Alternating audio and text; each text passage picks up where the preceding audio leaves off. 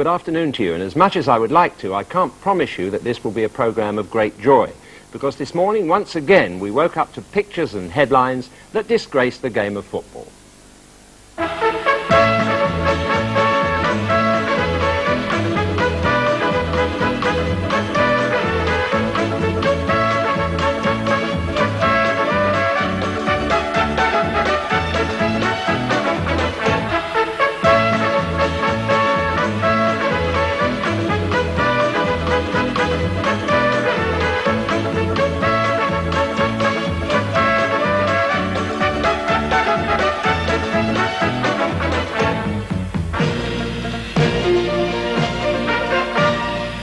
More of that sad story later, but for the moment let me tell you about the rest of the programme. In our main match, Coventry against Crystal Palace, there's an incident that'll keep you talking for weeks. For our mini-match, we turn the spotlight on the special problems of Everton as they face Wolves, and we also show the Sheff Utd Swindon game in which Martin Peters is still as sprightly as a spring chicken, years after he scored this kind of goal for England.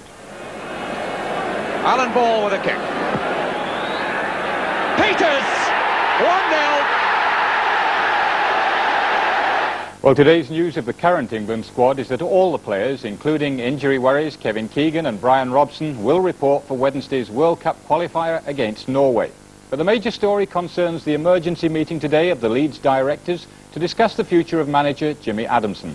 More about that and yesterday's depressing attendance figures later. Right, now for the action, which comes first from Highfield Road, where Coventry City, whose attendances are suffering like most clubs as a result of the current economic climate, met Crystal Palace parading the most expensive teenager of all time. Your commentator, John Motson. Clive Allen's first full league appearance was against Coventry City 2 seasons ago when he scored a hat-trick for Queen's Park Rangers. And now, after his transfer turnabout, he already has 4 goals to his credit for his new club Crystal Palace and was this week selected for the England under-21 squad. As indeed were 3 of his colleagues, number 3, Terry Fenwick, number 6, Billy Gilbert, and number 11, Vince Hilaire. And at number 2 there, Paul Hinchelwood returns after injury. 2 of the 6 Coventry players on international duty next week are in that same England under-21 party. Number 5, Paul Dyson, and number 9, Gary Thompson. Coventry, like Palace, noted for producing a crop of good young players, and the latest we see today is at number 7, Peter Bodak, who makes his first team debut at the age of 19. He comes from Harborne in Birmingham, and he's an orthodox winger. Derek Webb of Sale in Cheshire is the referee this afternoon, and it's Coventry in sky blue, playing from left to right. Here's Brian Roberts, who is keeping Bobby McDonald out of the side just at present.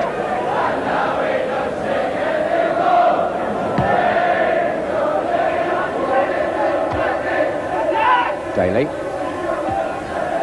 What was given away, and Smiley for Crystal Palace, who's got a lot of pace, number 7, and he finds Flanagan, who gets his shot in. Well, a careless ball given away in midfield by Coventry, and this lad, Neil Smiley, provided the opening there with a good turn of pace. It was Flanagan who had the shot.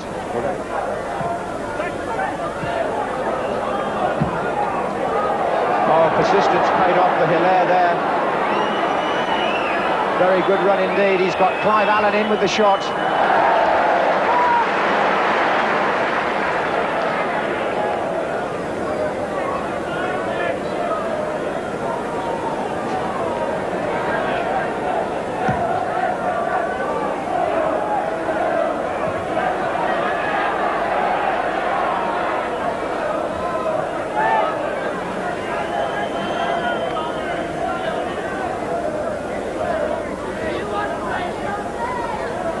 English, Hunt, Roberts,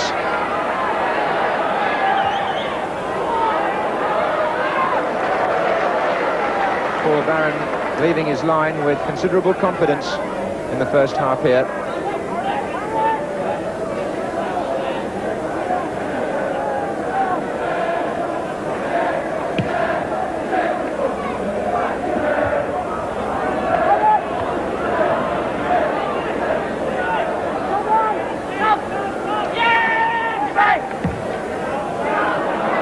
for Thompson. And away by Fenwick.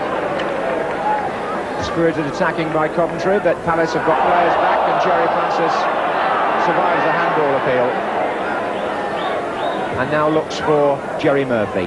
On to Hilaire.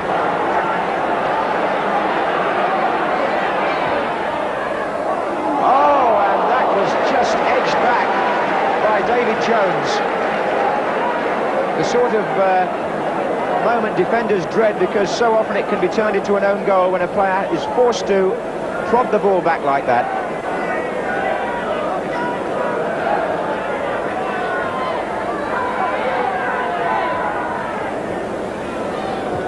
And Daly's offside. Jerry Daly in the Republic of Ireland squad for next Wednesday's World Cup qualifying match against Holland.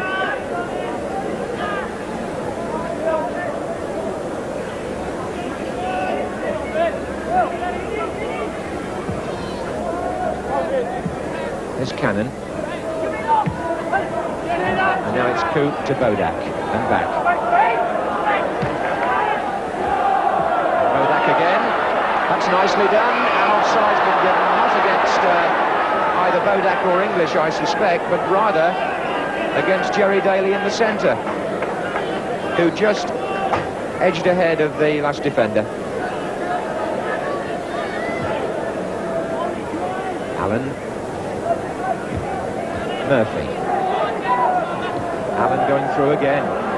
Smiley outside him, Allen shot. And I think what can be said about Clive Allen is that, rather like Malcolm MacDonald in his heyday, he's going to score an awful lot of goals on sheer percentages, because wherever he is within range of goal, he's never afraid to try a shot.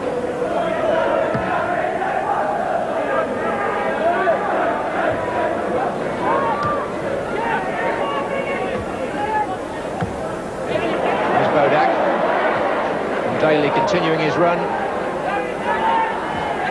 Coop. Thompson just slipped as he came in. Palace again defending very competently. Coventry, as you might expect from the home side, have had a shade more of the ball, but chances few and far between so far. Alan Harris, the Palace coach, second from the left as we look.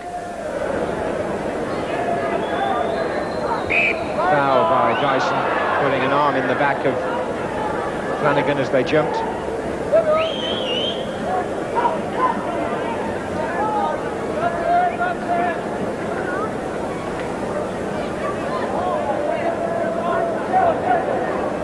So it'll be Gilbert to take the free kick for Crystal Palace.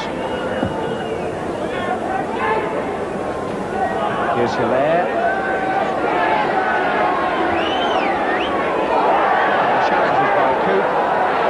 Decides it was quite legitimate.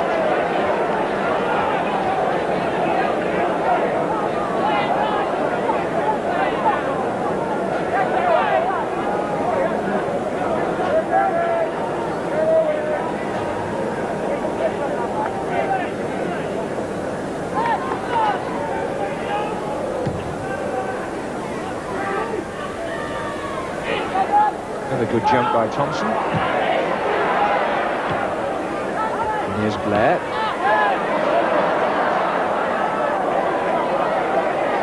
Back.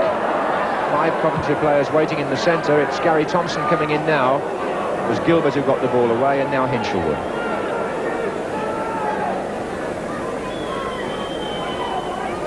Francis.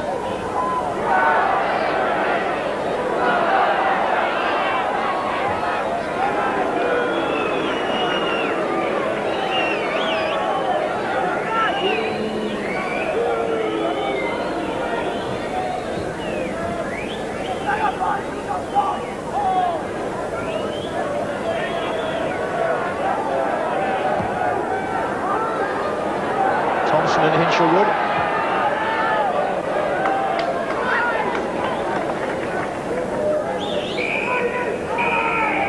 The two teams here who've shown a fair amount of promise, but precious little fulfilment in front of goal. So a half-time score of Coventry 0, Crystal Palace 0.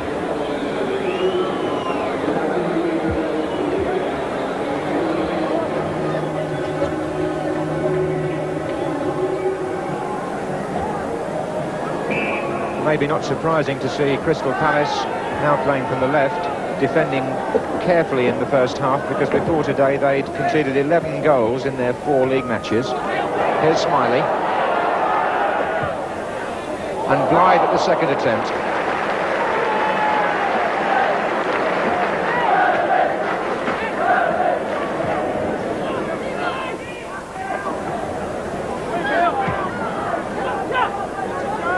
Awkward bounce here for Jones and Dyson, and Allen is in on this. He's right in on it, and what a fine finish.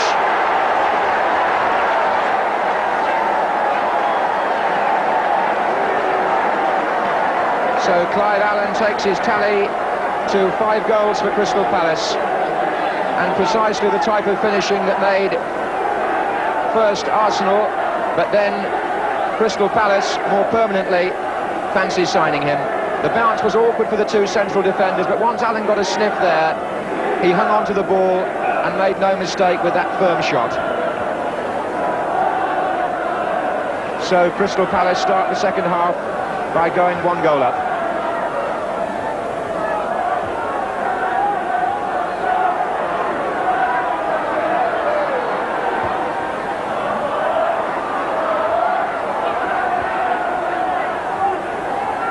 Now Allen finds Flanagan, his partner, and outside him is Hilaire.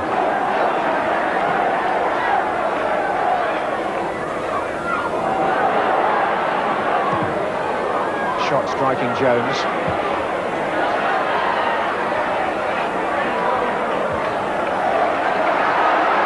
So a test here for Coventry. It's Gary Thompson. Coventry usually so strong at home. They've beaten Arsenal and Manchester United already this season and drawn with Liverpool, but here they are a goal behind.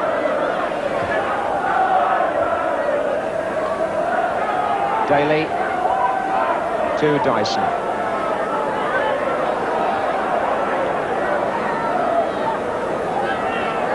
Hunt. Here's Daly.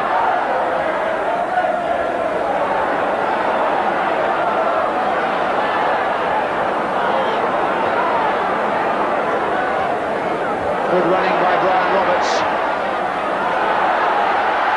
Thomas Daly!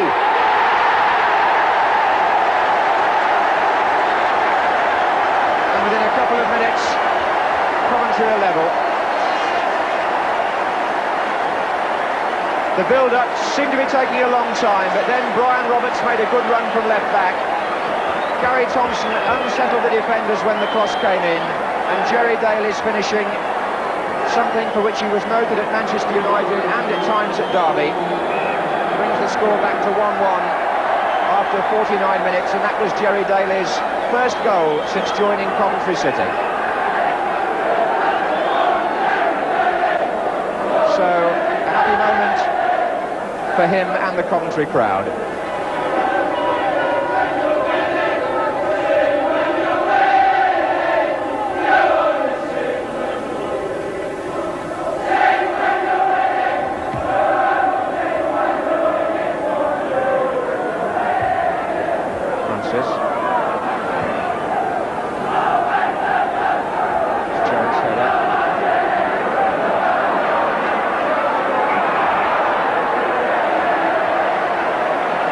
Penalised. There's Daly.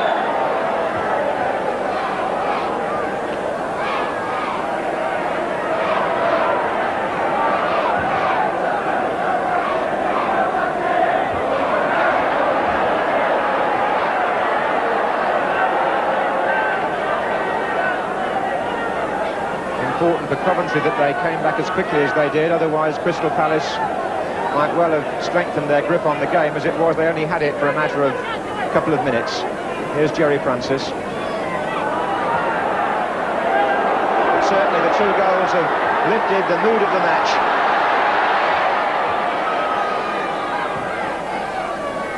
Roberts, who played a part in the Coventry equaliser, number 3.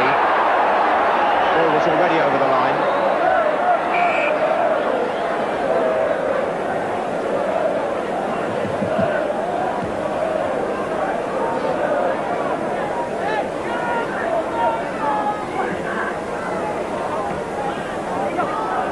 Dyson to English. Now it's Hunt.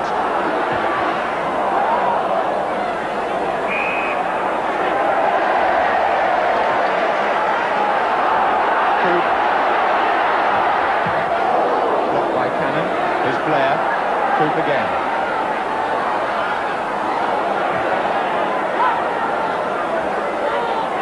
And Palace come out for the offside again. And Dyson goes on himself. That's adventurous play by the centre-half. 4 in the middle. And English nearly made it. It was a fine cross by Dyson.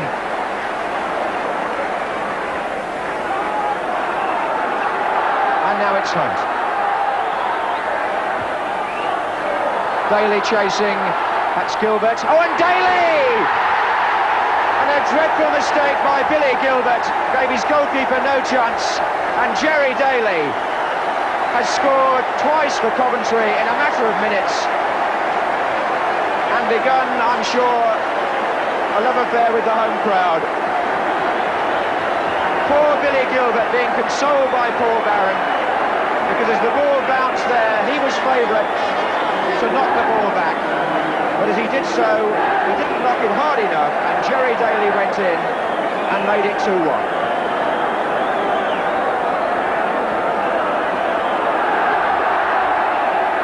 So a totally different match now in the opening 10 minutes of the second half. 3 goals, plenty of incident, and the home side, having been a goal down, are now 2-1 up.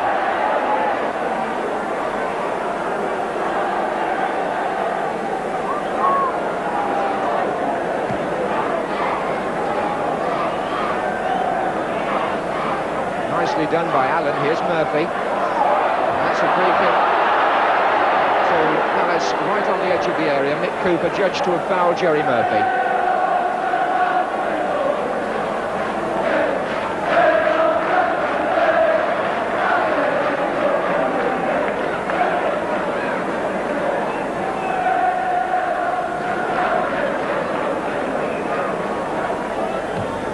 Oh, what a tremendous shot by Allen, and the ball came back off the woodwork, and Palace appealed for a goal, and they surrounded the referee, saying it was in.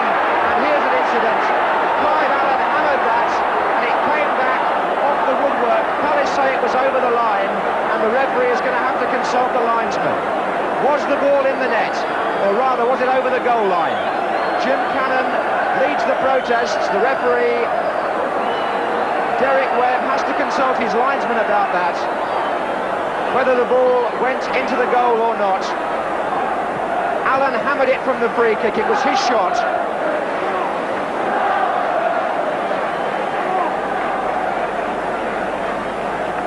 And the referee says no goal. Well, there's a talking point. Clive Allen can't believe it. The game has to go on. And Palace continue to pursue the referee. And Vince Hilaire, who was sent off for pushing the referee in a recent match, had a word with him there as he ran across. And indeed, I thought I saw one Palace player maybe even lay a hand on the referee when the first fierce protests came in. Now the other linesman is being consulted. What does he say? He's talking about where the ball finished up, actually, not about the next goal. It's a throw-in, he says.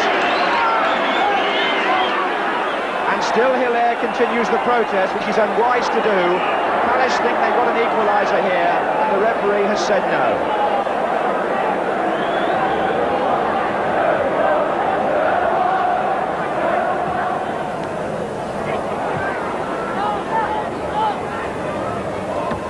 Dyson's header, and offside, Thompson.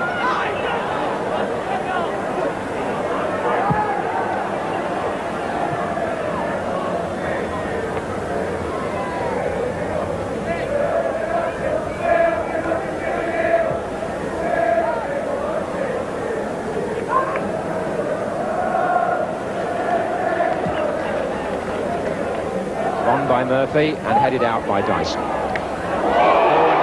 Late there on Gary Thompson, and the referee is going to show the yellow card to Jim Cannon, the Palace captain.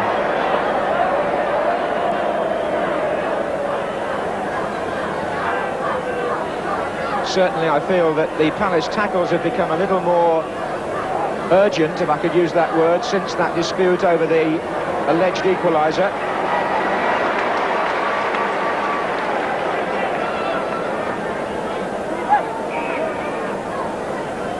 It's Coop with the kick. Up goes Gary Thompson, and offside against English.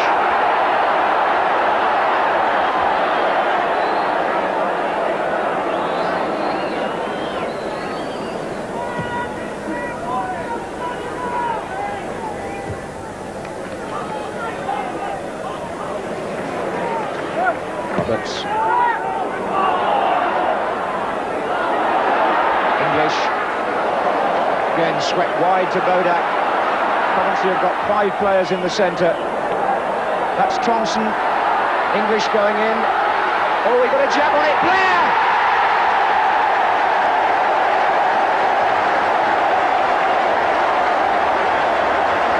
Andy Blair, the scorer. But great credit to Coventry for the way they built that attack. The play went wide, it came back across, Thompson involved, and English making something out of nothing there. He turned with the ball on the defender, jabbed it across the face of the goal, and Blair finished things off. So it's 3-1 to Coventry, and Palace will feel, I'm sure, even more deprived about what happened earlier.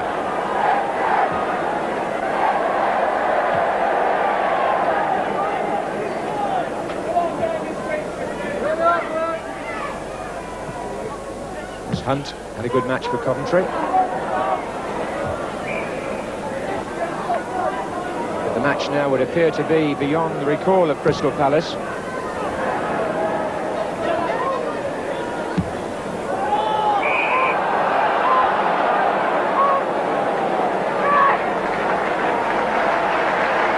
Substitution to be made by Coventry.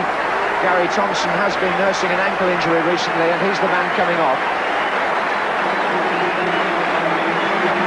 Replacing him will be 18-year-old Mark Haitley, the England Youth International, whose father, many of you won't need reminding, was Tony Haitley. Murphy for Palace. Allen. Hilaire. Well, they found some space there. Here's Allen again, but he's offside. Allen gestures towards the linesman.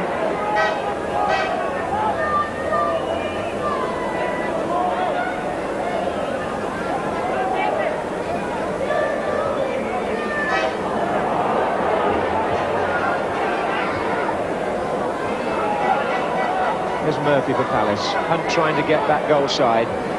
Still Murphy, good run. And out for Hilaire.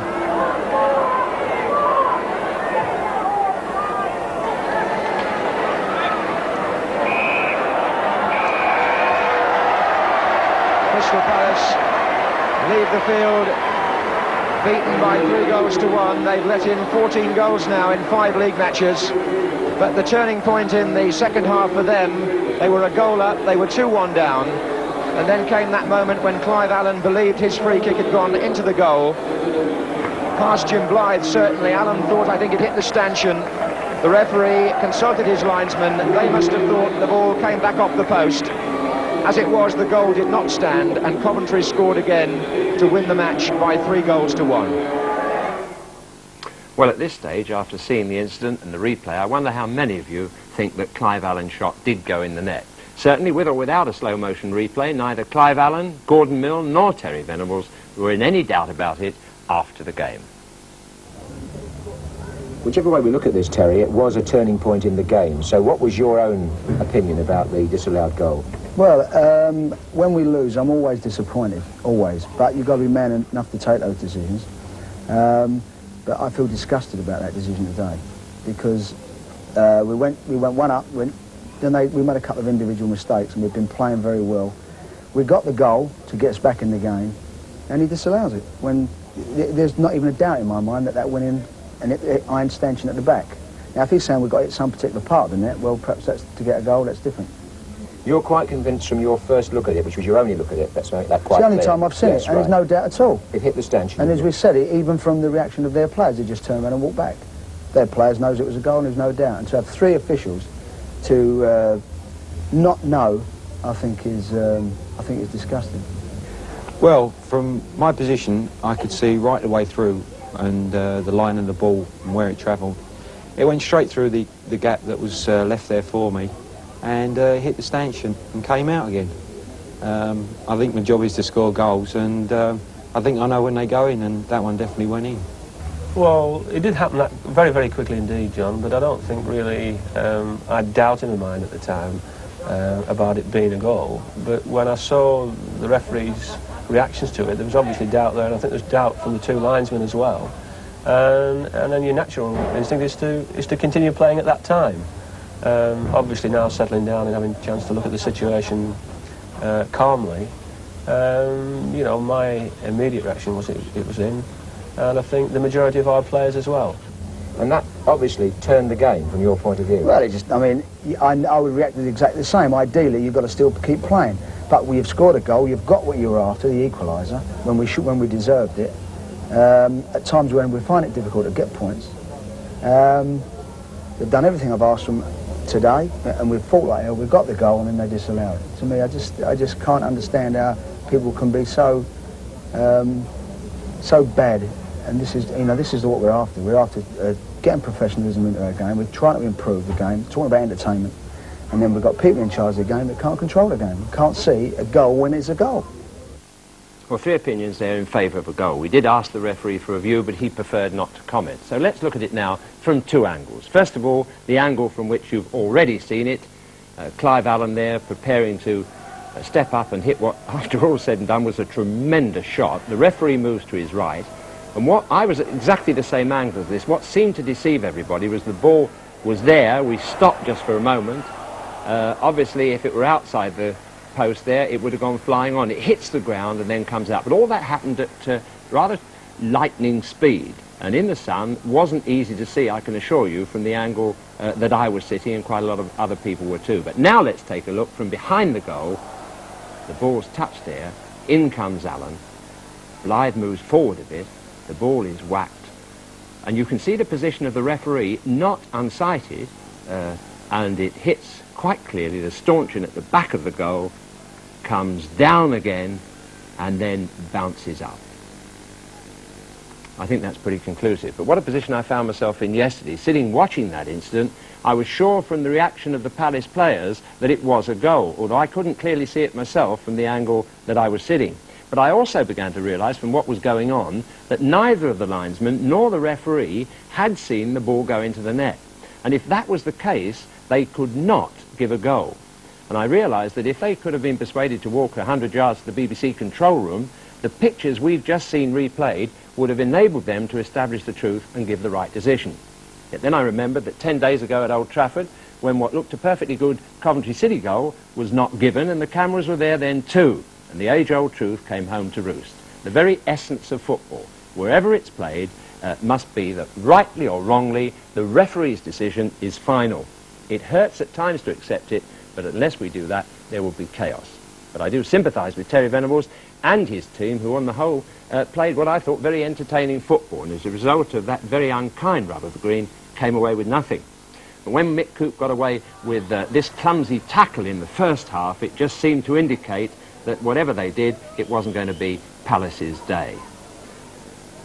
But if they don't lose confidence in themselves, I think they'll very soon leave the basement of the First Division and be up the league where they belong. Bob. Well, shortly I'll be giving you the news about the future of Leeds' Jimmy Adamson, the latest manager to suffer the problems of being in charge of a club with a history of success. He's not alone at the moment. 2 men facing similar problems are Malcolm Allison of Manchester City and Gordon Lee of Everton, a club where there are constant reminders of a glorious past. Here's Tony Gubber. Like a jeweller's shop window, the silverware glitters in the trophy case at Everton Football Club. The comedians on the terraces at neighbours Liverpool do argue that Everton's trophies are more valuable than their own because these, they say, are all antique. Well, it is true that no major trophy has been added here since the League Championship of a decade ago, and a more recent FA Cup success than this one was in 1966. But ambition here at Everton is boundless. When they built this Fort Knox showcase a few seasons ago in which to hang the club's sporting scalps, there's a man round to Liverpool with a tape to measure the European Cup, just to ensure that they built a compartment big enough to take that great trophy when they win it. This is that compartment. At the moment it contains a clock, not a cuckoo, and this unique set of 5 gold medals. One by one, Jimmy Steen. A first and second division championship winners medal, FA Cup winners, Charity Shield winners, and Lancashire Senior Cup winners. Steen was a player in the great Everton team of the 30s and a compatriot of the late Dixie Dean. The pictures on the walls are testament to Everton's proud history. But what of the present and the future? A shareholders' call for better results follows Everton finishing 1 place off relegation last season. And fans have waged a long campaign of criticism of manager Gordon Lee in the letters page of the local sports paper. If fans can talk with their absence, then there were actually more empty places at Goodison for yesterday's game against Wolves than full ones. Although the season is still young, and Everton have only played 4 league games and a couple of League Cup ties, they haven't set off in a style which convinces the fans that better times are ahead. At the same time, they're just holding their heads above water, and I think the result of today's game will be a pointer to the rest of the season. If they fail today, then they'll remain down at the wrong end of the First Division, right from the word go. Whereas if they get a good result, then the day of judgment will at least be postponed for a bit longer. How is Gordon Lee reacting to the strong criticism of the supporters? Well, he's reacting in a very brave way in that he's actually gone out to meet the supporters at public functions, and he's taken their criticisms and he's done his best to answer them. And I think he's shown a considerable amount of personal courage in the way he's faced the problem. What Gordon Lee, Everton and the fans at Goodison and at home wanted yesterday was a good win. Everton have put their faith this season in youth by including several young players like number 7, Steve McMahon, who's a month past his 19th birthday. And youth combined with the experience of Peter Eastoe and Bob Latchford to produce the first goal. Brilliantly taken by Peter Eastoe. That was Everton's 3rd league goal in 5 matches, and all of them have been scored by Peter Eastoe. This one from a perfect through ball by Latchford. Manager Gordon Lee was quite delighted. I think his first half performance today was probably near international form today. Peter, I thought he's played absolutely out of his skin, brilliant really. Took his goal well. He's a very, very good player, and I think you know, when he really gets his confidence, and confidence comes from scoring goals and good results, I think the lad can even do better. But he has done very, very well.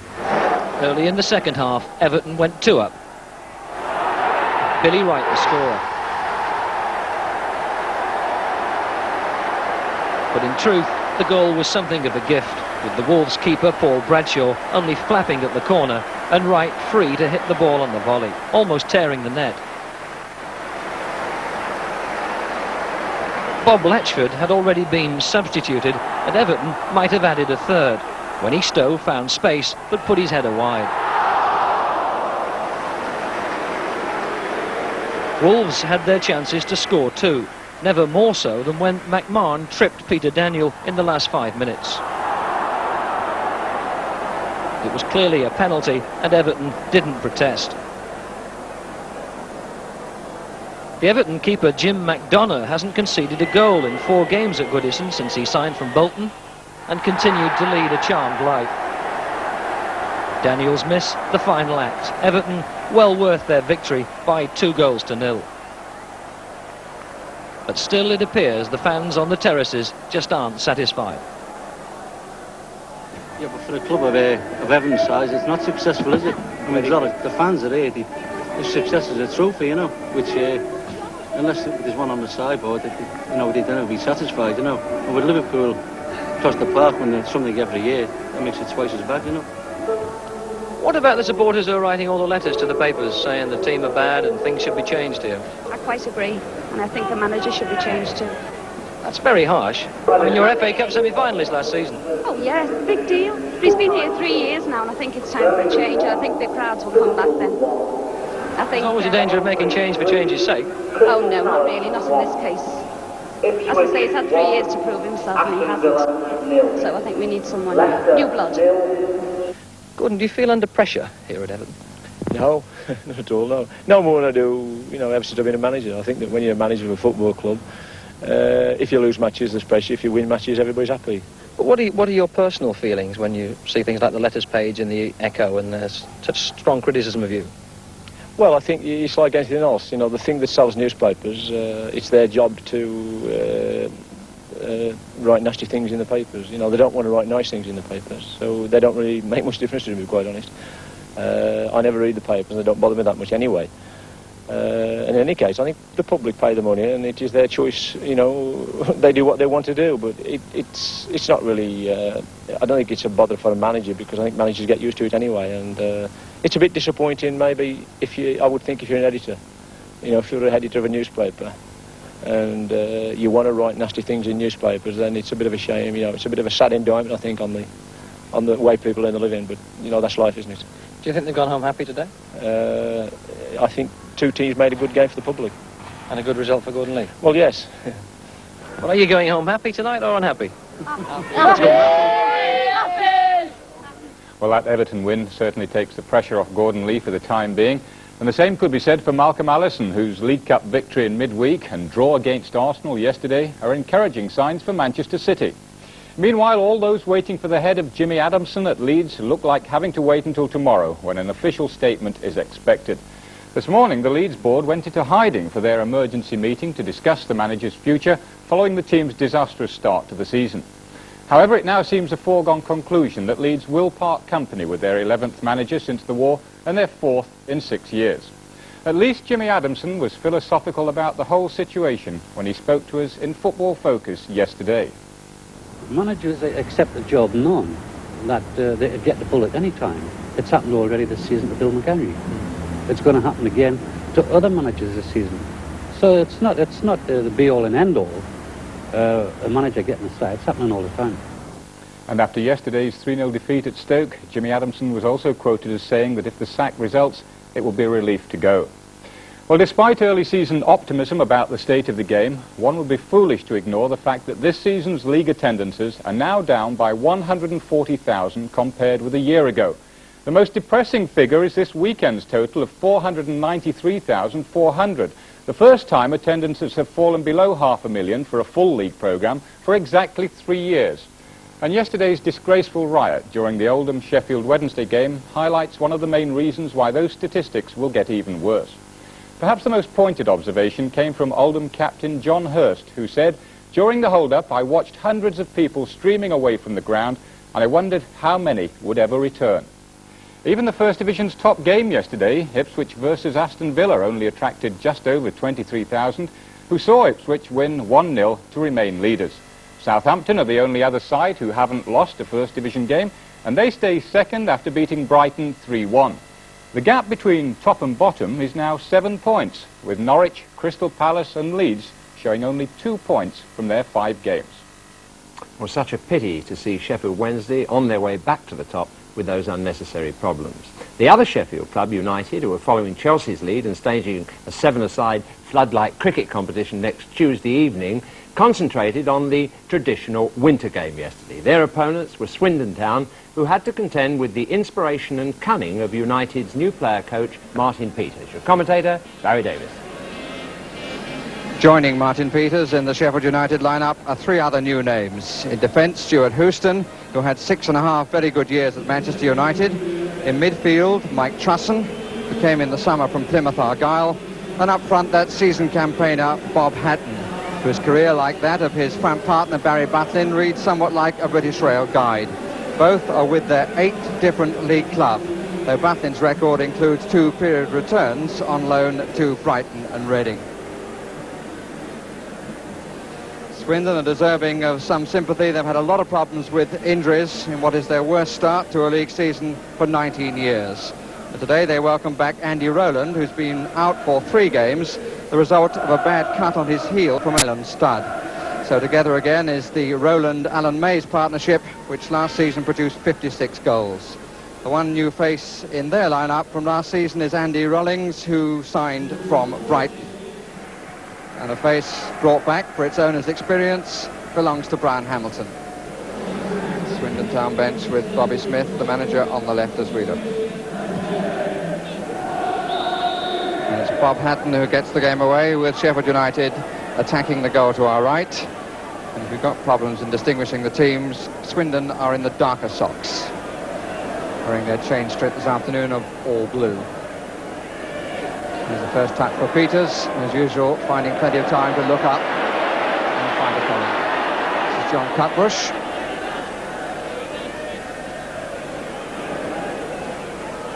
Kenworthy forward from the back. And an early encampment by Sheffield United in opposition territory. And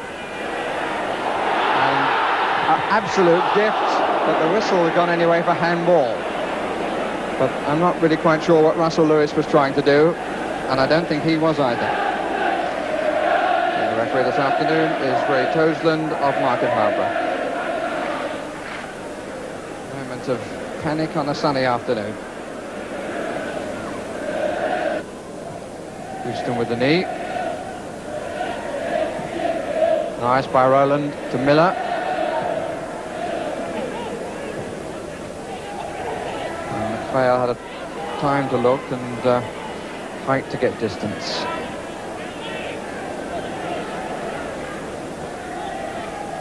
It's a corner. Swindon bringing 3 players into the 6-yard box. Andy Rollings couldn't get there. There's Miller again. And the pace of that was too much for Carter.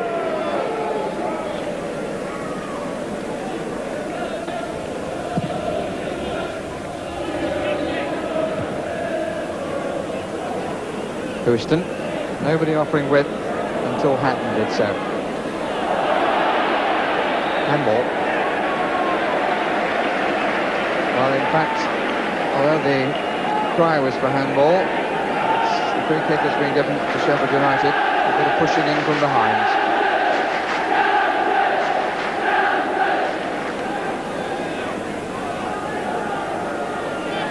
One of the 3 coming across. Tibbett. Hatton. Trussen. And it came off the woodwork.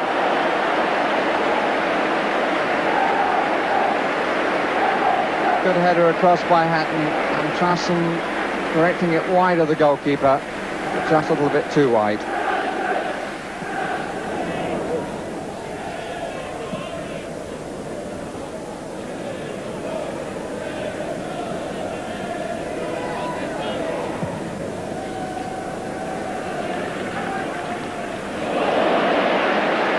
Tibbett.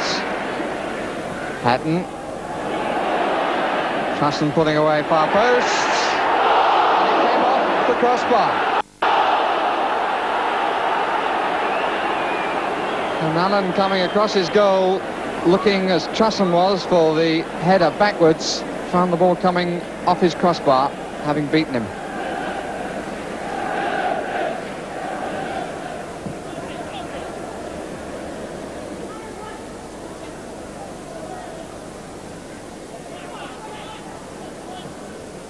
Greenwood.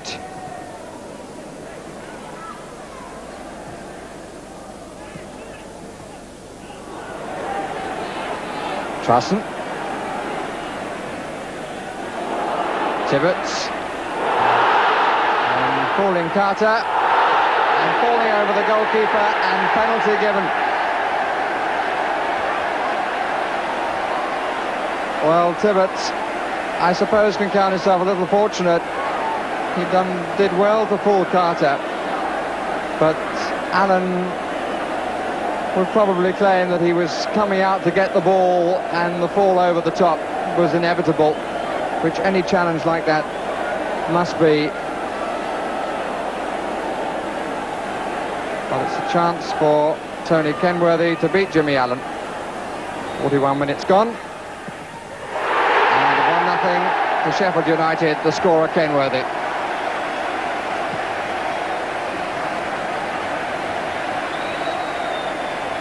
So the first direct shot that Allen has had to save in the half came man against man And the ball tucked away cleanly into the corner by Kenworthy.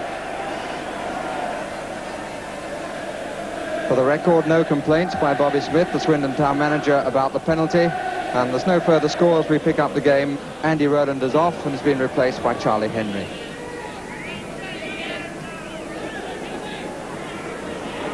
Really tight, the midfield, into a small area.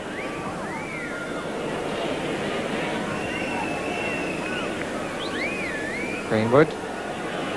Cutbush.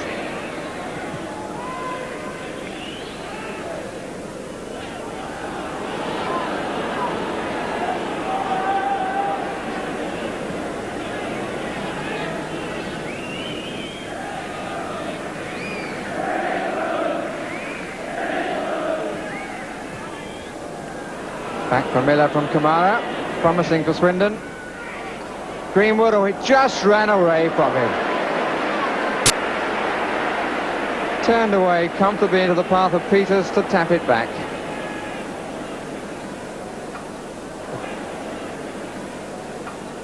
Good use of the chest by Matthews.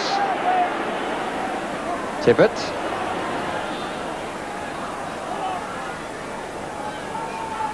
Hatton gets the corner. And the cameraman gets a knock on the ear.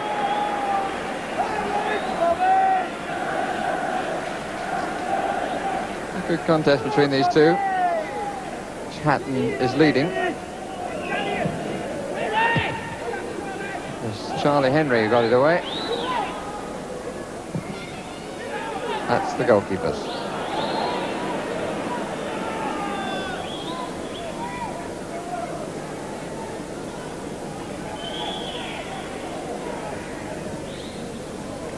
Mays.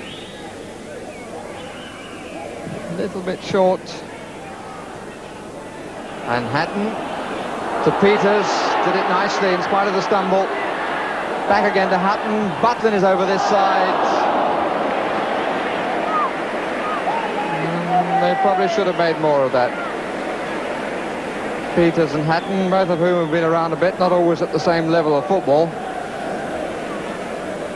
But the one man who wasn't involved in that move perhaps should have been to finish it. Barry Butlin, who was on the near side as we looked. And an offside decision given against Henry. Sheffield United made a pretty bright start to the season in terms of points. 6 points from 4 games, just 1 defeat at Barnsley last week.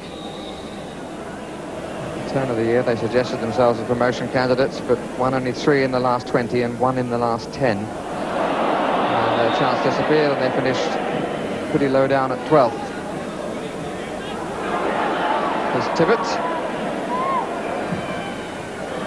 Held the cross well for Hatton. Nice touch away by Allen.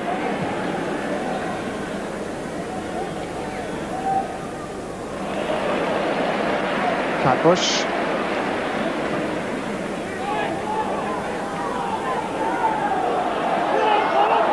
Gets it away from Carter. Surely he's going to put it away this time. No! Oh, bother. Well, he perhaps could have taken more time. Having worried Carter into error, he turned with the goal facing him, 1 defender on the line, but the shot quite well wide.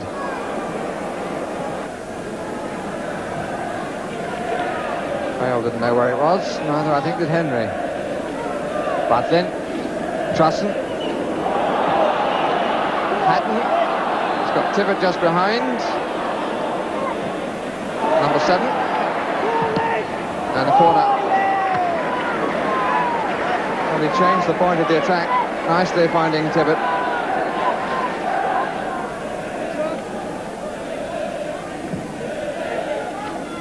And Peters, in typical style, arrives at the back when there were 7 defenders in or around the 6-yard box. And Martin Peters recreates memories of other days, coming in to score at the back. Comes away all smiles, with a nice reminder of what he still has to offer. With 78 minutes gone, Sheffield United lead 2-0, and the crowd can be more satisfied. Clearly the referee's right to have given the first one, but it was a bad penalty in terms of the danger to the Swindon goal. There's Tibbets, who was brought down on that occasion.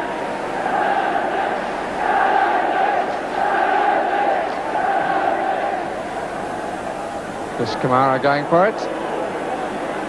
Made his debut, incidentally, in the city of Sheffield, but on the other ground at Hillsborough. That was for Swindon in August '77.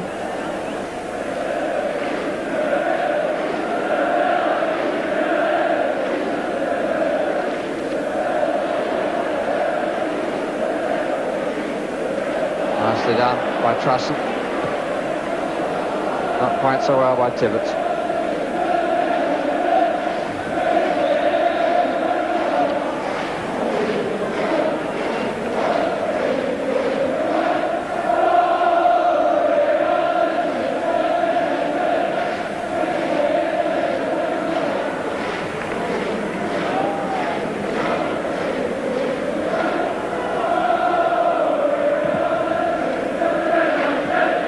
Does.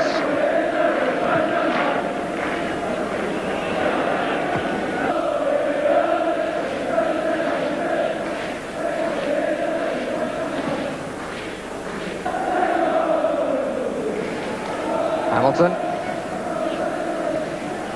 Kenworthy.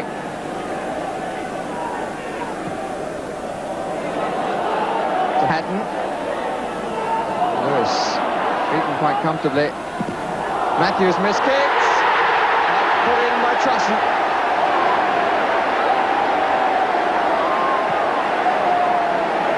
Well, Trusson takes the congratulations of his first goal for his new club. But as the crowd applaud and Trusson gets the congratulations, some of it also is deserved by Hatton, who initially walked comfortably away from Lewis. The missed kick by Matthews, and Trusson stuck out the foot to make it 3-0. Third goal coming in the 82nd minute.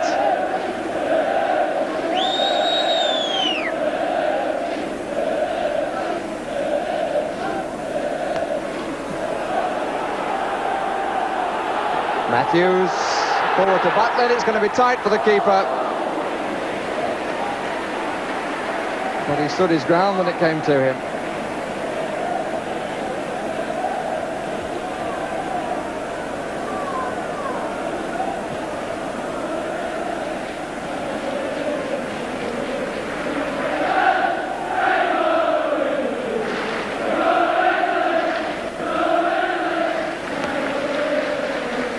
It was out. And with the match won, Martin Peters comes off to be replaced by Paul Garner.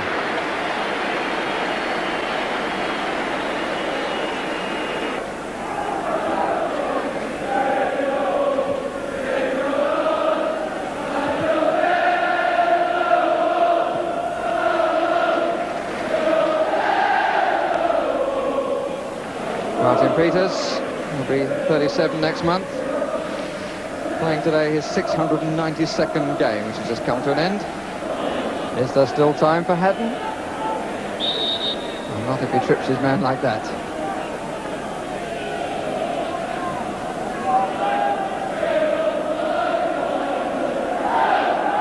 Miller. Carter.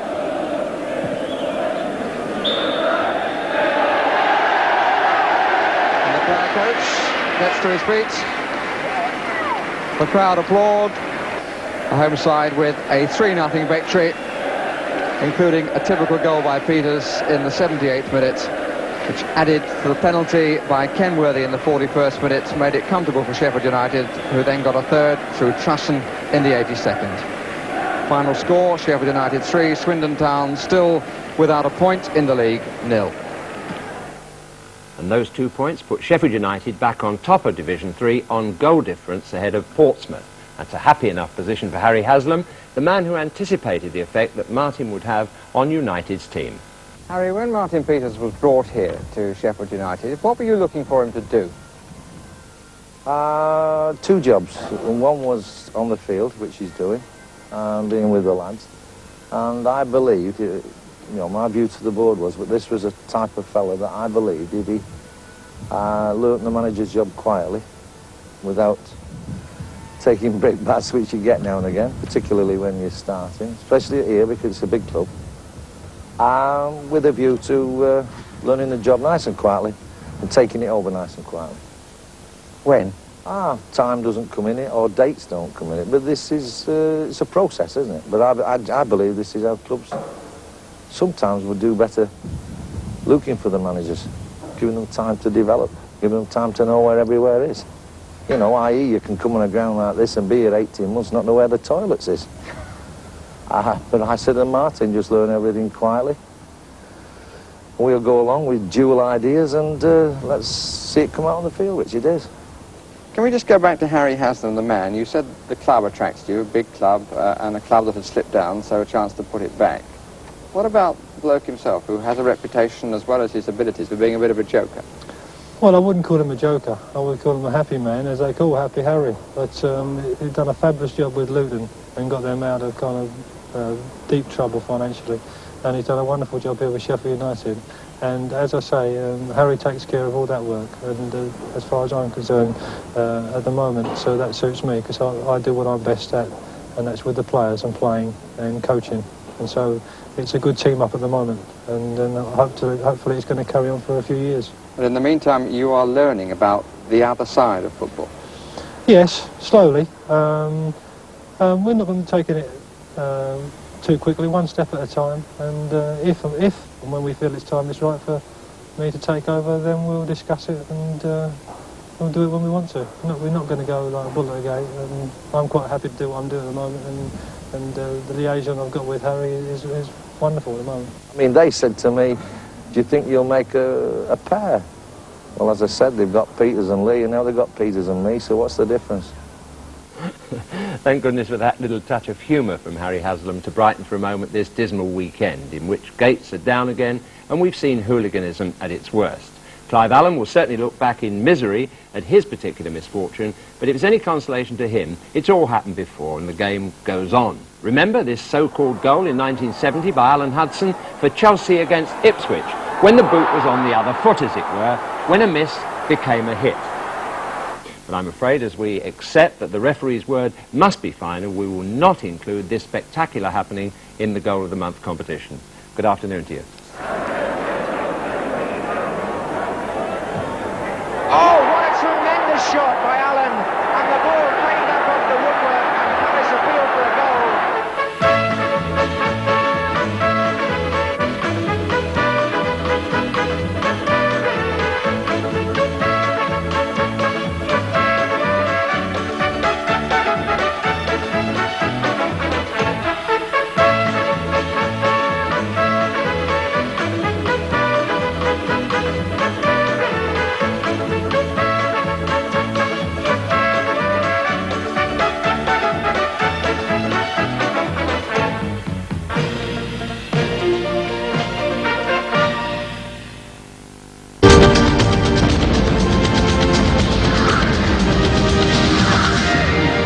Good afternoon to you, and as